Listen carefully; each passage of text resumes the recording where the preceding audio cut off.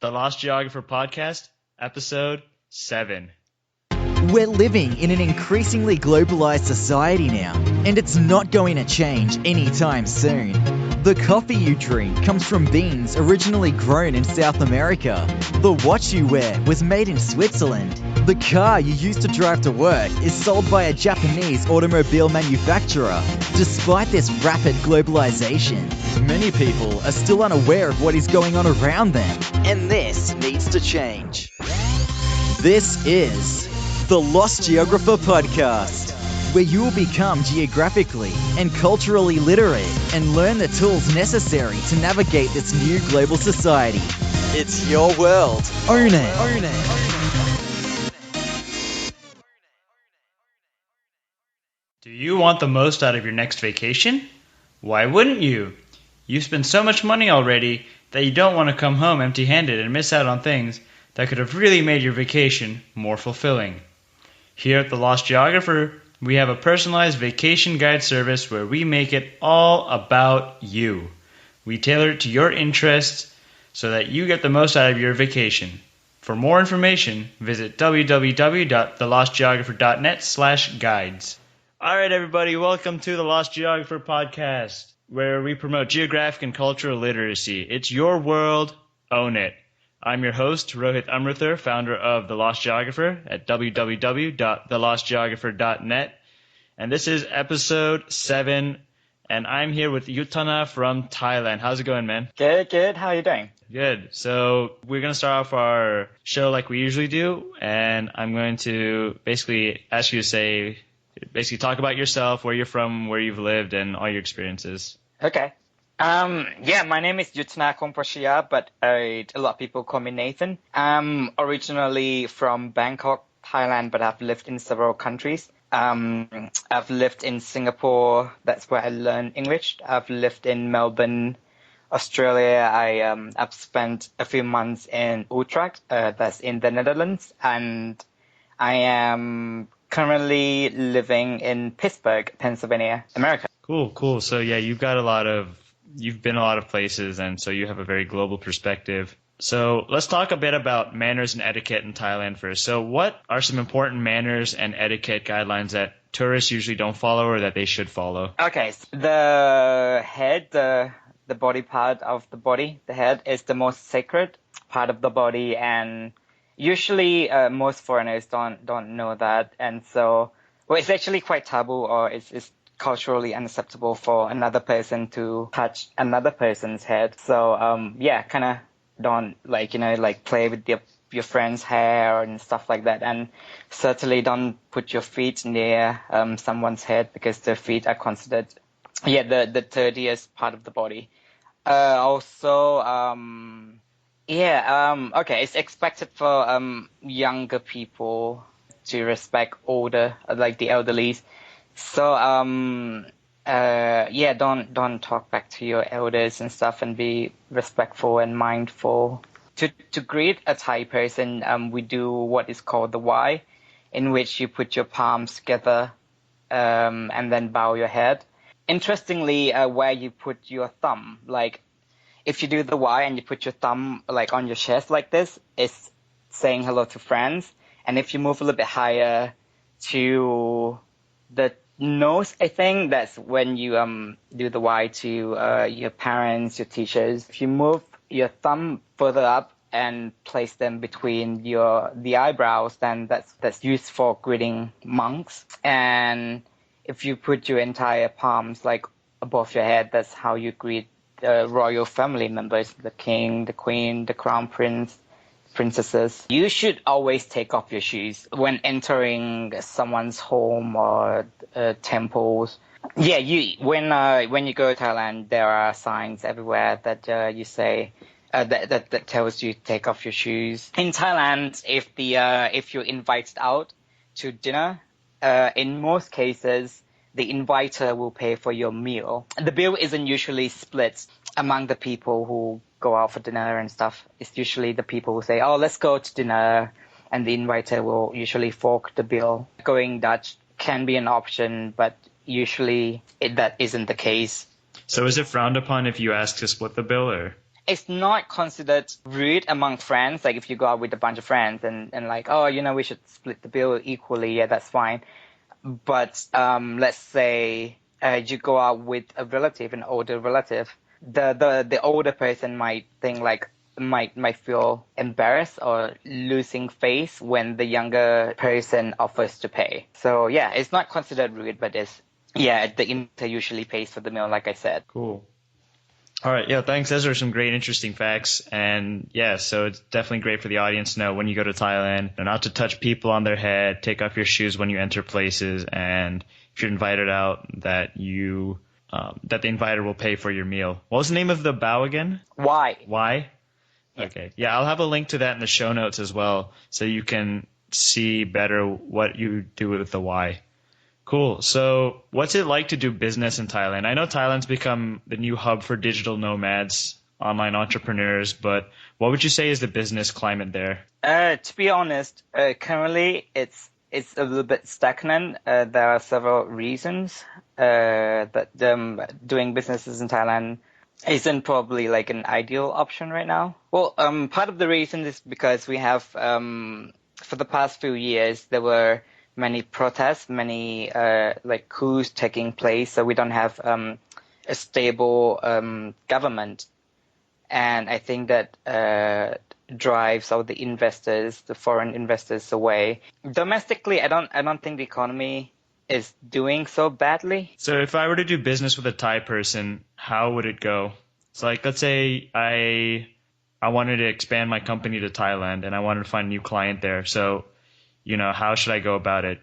Do I need to get to know the person first before I do negotiations, or can I go straight into negotiations, or how does it go? Well, I think it's always prudent to know the people personally whom you want to do business with, right? I think that's it's universal.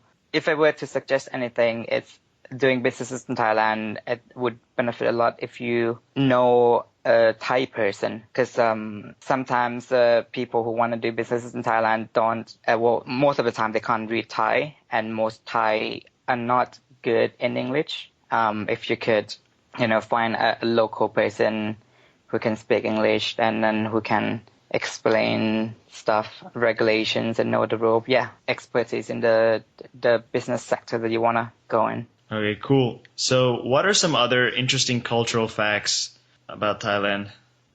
We have king and queen. Our king is the longest monarch in power, I think. Even longer, how do I say this? Longest serving king. Is that right? Yeah, he's really old. He's the 9th king of Thailand. How old is he? He is 87 or 88. I'm not sure. He actually isn't doing so well physically. He's been hospitalized for the past couple of years. Yeah, so no one has seen him in quite a while. Does he have any power? Well, he kind of like the Queen of England. He's the head of state, but he doesn't have any power over the elected government. There are over 10,000, approximately 10,000 temples in Bangkok alone. I think that's the last I checked, which is like, can you imagine having 10,000 churches in the city of Pittsburgh? Yeah. Yeah, that's Well, Pittsburgh's also a small city, but yeah. Yeah, right? Yeah, there's too many. The main religion in Thailand is Buddhism, of course, but we are very accepting of all like religions. Oh, Thai language.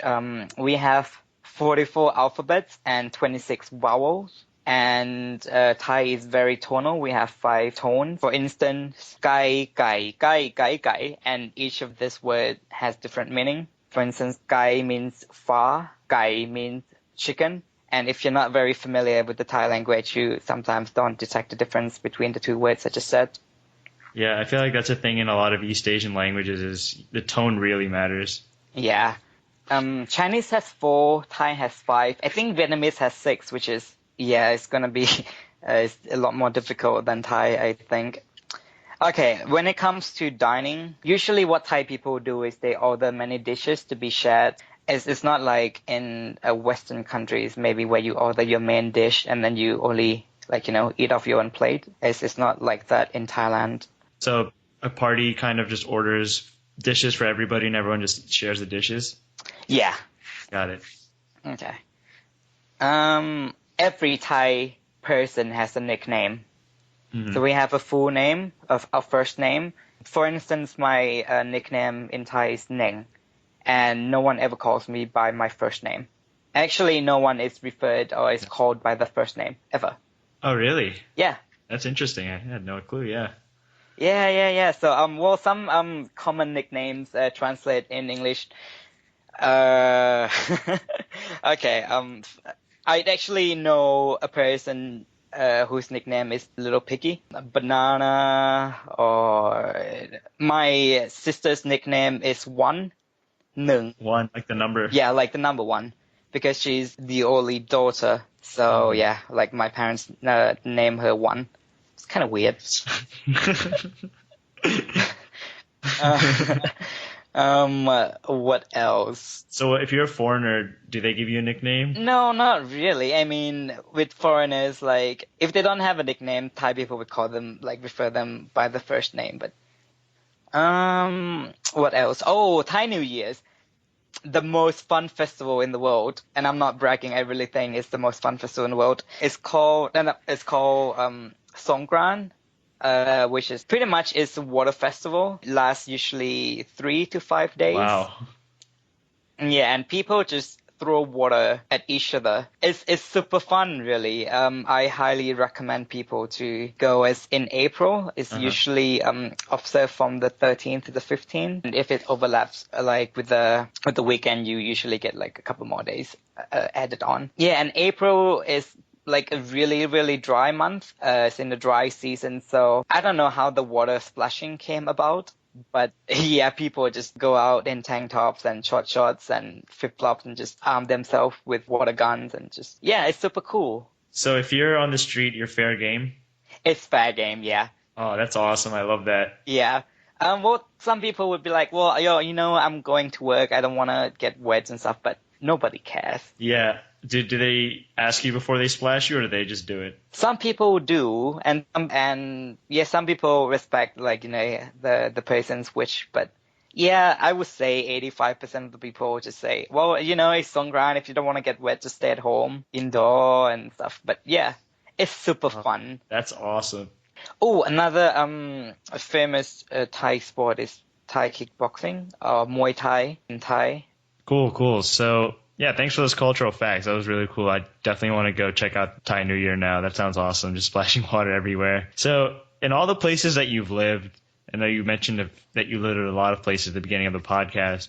How would you say the cultures compare? So, between Thailand, America, Australia, Singapore, how do you say the countries' cultures compare? I think Thai culture is heavily influenced by the Chinese culture. So compared to Singapore, I think we pretty much share the same heritage and cultures and stuff. Because compared Thai cultures to Western cultures, the gaps are quite wide. How do I compare this? Maybe it's like comparing New York to California. I think like Thai people are really easygoing and we're very, very laid back.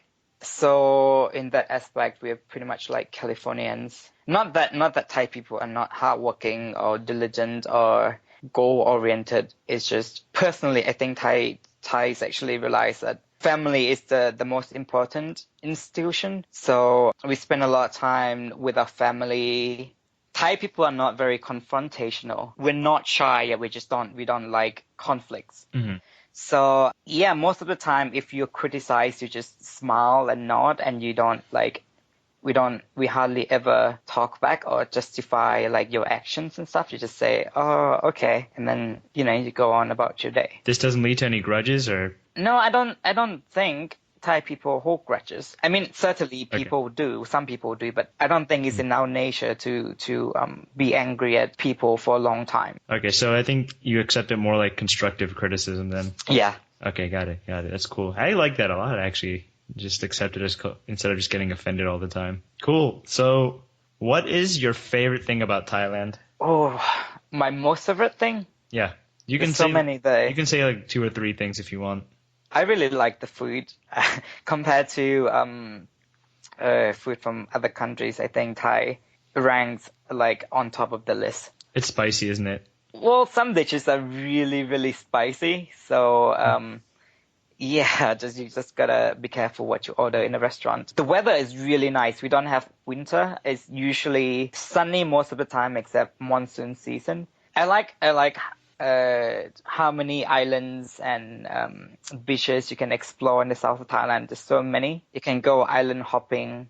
We have a lot of tourist attractions. If you like islands and ocean, you head south. If you like hiking and if you like mountains, camping, you head north. If you like shopping, drinking, and partying, Bangkok is the place to be. I like how cheap everything's are. You can pretty much live off in Thailand. You usually spend like maybe 100 baht, 200 baht a day, and that includes like everything like your meal, your transportation. 200 baht is approximately $7 American. Wow.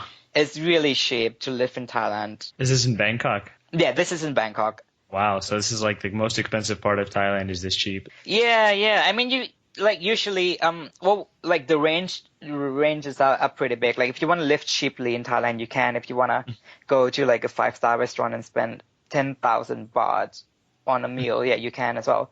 But yeah, food is really, really cheap compared to Singapore, America, Australia. I like how Thai people are really friendly. Like another nickname for Thailand is, I think, the land of smiles. Yeah, Thai people love to smile. It's just, yeah, crazy. Like if you walk down the street and see a person smiling at you, just smile back and be like, hey. Yeah. Oh, another thing about Thailand is Thai people almost always like we always beat around the bush. So if we don't like something, we don't come out and say it. We just find another less offensive way to deliver your criticism. Mm-hmm. Again, so we go back to not being confrontational. Yeah. Okay, cool. So now, what would you say is the most underrated aspect of Thailand? So what is something great about Thailand that a lot of people don't know about? Yeah, there are many unexplored islands in the south of Thailand. Most tourists, they know Phuket, they know Phi Phi Island, but there are also other islands that have yet to be, seen in Thailand. Yeah, so I think, well, actually tourism, yeah, like Thailand is a beautiful country, it's a big country, and most people go there just to see other huge tourist attraction spots. So if anything, I recommend people to go to places that are not very well known. And I think this way you can connect with the locals and learn more about the Thai cultures, authentic Thai cultures. Yeah, and I think Thai people they're more than willing to help you and with anything really. See, that's great. I'm glad you brought that up because that's something I emphasize on my site and on this podcast is that, yeah, go see the touristy stuff, but only if it really interests you. I encourage you to go meet locals and experience the culture rather than just stay in the touristy spots and stay in a 5-star hotel. Maybe do couch surfing or do Airbnb or something like that and get to know a Thai person. And if what you're saying is true, then, Thai people are very friendly and they wouldn't mind showing you around and teaching you about the place. So I think that's great. Yeah, exactly. Yeah, we have, like I said, we have so many activities to offer, like camping in the north and snorkeling and scuba diving in the south. Yeah, shopping in center of Thailand. Nice. Last question real quick. So can you recommend to the audience a book, fiction or nonfiction, that they can read if they want to learn about Thailand? If you want to know about politics or the monarchy, there are several books that are banned in Thailand that you can't get in Thailand and you have to purchase them abroad. One of them is Why the Kings Never Smile. So I've got to warn you though, bringing in those banned books into Thailand, you can be severely punished for that. And most books that are banned are about the king and the monarchy. So yeah, I mean, if you want to know more about the royal family, yeah, read those books, but do not bring them into Thailand. Yeah, I'll put a link to the Amazon on the show notes so you can check out the book if you're interested in reading it. So yeah, Nathan, thanks for being on the show. I'm sure the audience learned a lot about Thailand. It was very informative even for me. So yeah, to the audience, hope you enjoyed this episode, and I will see you next week for another episode of the Lost Geographer podcast. Until then, it's your world. Own it.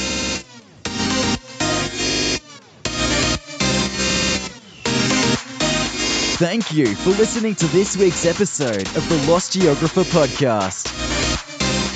Remember to tune in next week for more awesome content.